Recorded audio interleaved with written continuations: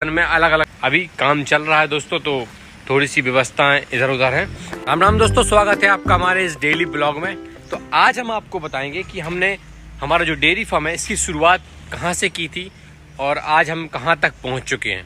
देखिए दोस्तों, हमने जब फार्म की शुरुआत की थी वो 3 एनिमल से की थी, क्योंकि हमने किया था लोन, तो 5 एनिमल पे आया था, लेकिन लोन में इतना पैसा नहीं आया था कि 5 एनिमल तक आ जाएं। तो हमने ये शेड में कुछ पैसा लगाया था। सबसे पहले हमने ये वाला शेड बनाया था, ये 30 बाई 30 का है, 30 ऐसा है, 30 बाई 30 का ही ये हमारा पहला शेड है। आज से करीब 1.5-2 साल पुराना शेड है और हमने 2 साल पहले इसलिए बनवाया था क्योंकि पिछली साल लोन का सोच रहे थे, लेकिन 1 साल तक हमारा लोन नहीं हुआ था, तो ये हमारा शेड बनाया पड़ा रहा। तो हमने क्या किया, जैसे ही हमारा लोन का सैंक्शन लेटर आया और बहुत अच्छा मौका था, तो हमने जब इसको बनाया था तो हमने आधे में भूसा भरा था 15 बाई 30 में, और 15 बाई 30 जो है उसमें हमने 5 पशु की व्यवस्था की थी, जिसमें 3 पशुओं से हमने इसकी शुरुआत की थी। फिर हमने जब इस साल हमें पता चल गया कि हमारा सब कुछ हो गया है और हमें इस साल अब डेयरी फार्म को बढ़ाना ही है, तो हमने इसमें पूरा भूसा भरा हुआ है। इसमें 50 ट्रॉली हमने भूसा भरवाया।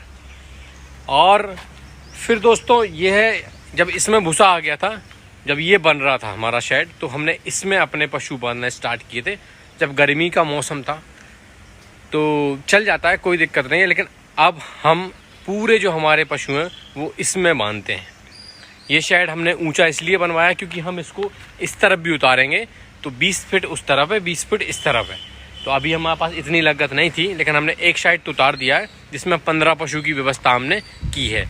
अब कम कॉस्ट में इस तरफ पिलर होकर, ये वाला जो जगह दिख रही है आपको, इस तरफ ये पिलर हो जाएंगे, और ये शेड जैसा उस साइड दिया है पानी का ढलान, ऐसे ही 20 फीट इस साइड आएगा। तो कम से कम 30-35 पशु का हमारा पूरा डेयरी फार्म तैयार हो जाएगा, जो हमारा टारगेट है कि हम 500-600 लीटर तक ले जाएंगे, तो 30-35 पशुओं तक ही संभव हो पाएगा। तो दोस्तों ये हमारा शेड है, देखिए। अब इसमें हमें बरसात के हिसाब से व्यवस्था भी करना पड़ती है। तो आज सुबह ही सुबह देखिए हमारे जो नीलेश भाई हैं वो आ चुके हैं और अपनी नेट का पूरा काम कर रहे हैं, क्योंकि चारों तरफा से हमें पैक करना होगा। मक्खी मच्छर बहुत परेशान करते हैं, क्योंकि ये खेत में फार्म है। खेत में फार्म बनाने का एक बड़ा नुकसान ये होता है कि यहाँ आपको हर सीज़न में अलग अलग व्यवस्था करना पड़ती है, जिसकी कॉस्टिंग हर साल आती है। जैसे नेट आई है, कम से कम 10 से 15 हज़ार रुपये की तो नेट बन जाएगी चारों तरफा से। इस तरफ हमने डबल नेट बांधी है, बिकॉज इस साइड से पानी आता है, इस साइड से सिर्फ बौछार टाइप की आती है, तो इसमें सिंगल चल जाएगा। ये है हमारी पूरी एनिमल्स की व्यवस्था। और इसमें हम लोग फीड का रखने का सोच रहे हैं। जैसे ये कंप्लीट हो जाएगी हमारी भरा के एनिमल से, तो हम इसको पक्का करा के इसमें फीड और चॉपर मशीन, काट मशीन जो है वो यहाँ रखेंगे।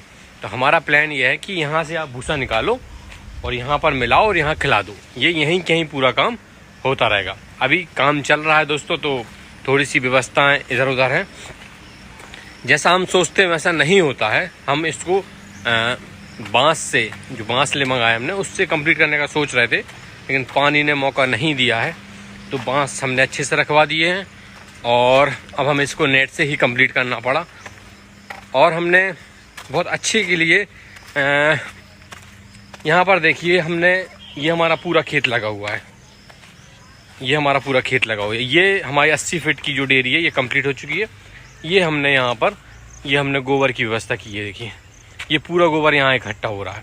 अगर हम चाहें तो वर्मी कंपोस्ट भी बना सकते हैं, और हम चाहें तो उसको ट्रैक्टर से ब्लेड लगा के पूरे खेत में फैला भी सकते हैं, क्योंकि हम हर चीज़ तुरंत नहीं कर सकते। तो ये हमारा डेयरी फार्म है। और अब आप देखिए कि यहाँ पर अब एनिमल्स ऐसे आ चुके हैं जो प्रेग्नेंट भी होते हैं, ज्ञावन भी होते हैं, बीमार भी होते हैं। ये एक हॉस्टल टाइप का है, जो मैं आपको बता दूं। तो अब यहाँ पर सबसे बड़ी बात है, आपको यहाँ रहने की व्यवस्था करना पड़ेगी।